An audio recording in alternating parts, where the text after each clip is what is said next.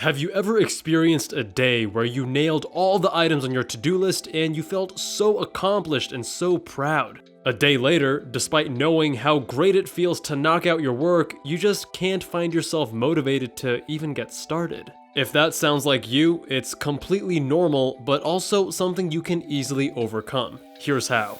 Dr. Jubal, MedSchoolInsiders.com. It's important to understand that procrastinating is human nature, and those who achieve top results in college and medical school aren't immune to procrastination. Instead, they simply know how to deal with it more effectively. Even in creating this video, I had to rely on 2 of these 5 techniques, otherwise I would have pushed it off for later. There are countless theories and explanations as to why we procrastinate. What I found that resonates the most with me and the students I tutor is some combination of the following. First, something else is more enticing than the work at hand. Second, the task at hand seems intimidating, boring, or frustrating.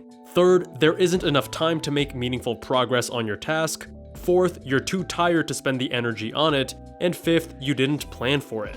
Based on the source of the procrastination, this point of friction preventing you from getting your work done, we can attack the problem with 1 or more strategies. If you find it discouraging that overcoming procrastination takes so much effort and strategy, don't be. Remember that forcing consistency and discipline with your intended behaviors will lead to them becoming habits, which are much easier to sustain. When the source of resistance is that something else is more enticing, you have one of 2 options. Either make other things seem less appealing, or make the work at hand become more appealing. To make temptations less desirable, consider adding points of friction to make them less appealing. For example, if you're anything like me, your phone is likely a big distraction. It surreptitiously robs you of productivity. In brief, micro moments where you feel your work is challenging, it's easy to grab your phone reflexively to release some tension.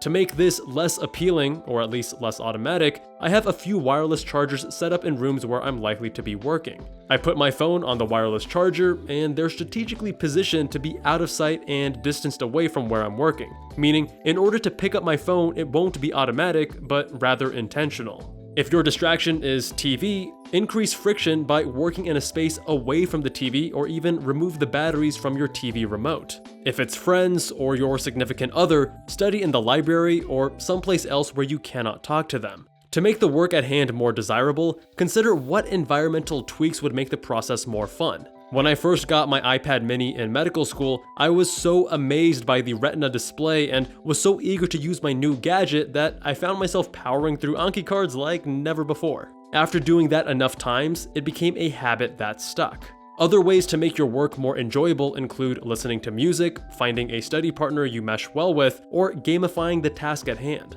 For example, you could reward yourself after completing each 25-minute study block, or Pomodoro, by eating a little bit of your favorite treat. Having a good study partner adds some level of accountability and social interaction that's a net positive, so long as you two don't distract one another. If the task at hand is the problem because it seems intimidating, boring, or frustrating, the fix is to reframe your relationship to it.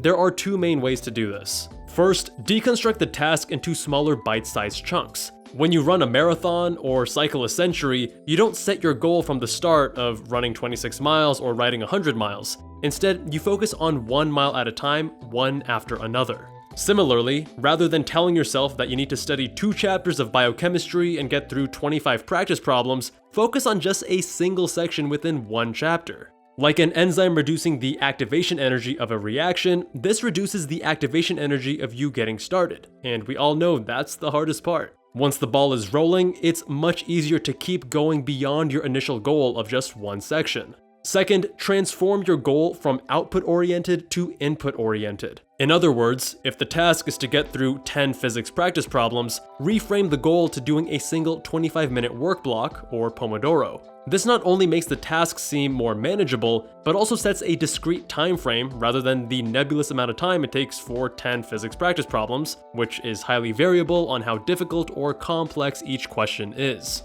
If you feel like you don't have enough time, you simply need to rethink your relationship to being crunched on time. Parkinson's law states that work expands to fill the time allotted to it, meaning the more time you set aside to complete a task, the more time that task will actually take. I found myself paradoxically more productive when I had busier days packed with commitments. The reason is that when you're short on time, you will force yourself to complete the task in less time than you initially anticipated. The key is to find the right balance. If you're too aggressive, you'll find yourself feeling overwhelmed. But if you're too lax, you'll be leaving efficiency potential on the table. Don't forget that most tasks lend themselves well to partial completion. You don't always need to complete an entire task in one sitting. In fact, one of my friends in college told me he didn't like studying for just 30 or 60 minutes, since he felt like he couldn't get in the zone. I felt differently, that having an intense burst for 30 or 60 minutes allowed me to intensely focus and immerse myself without distraction, knowing the work was time constrained into a short period and I didn't have to worry about mental endurance.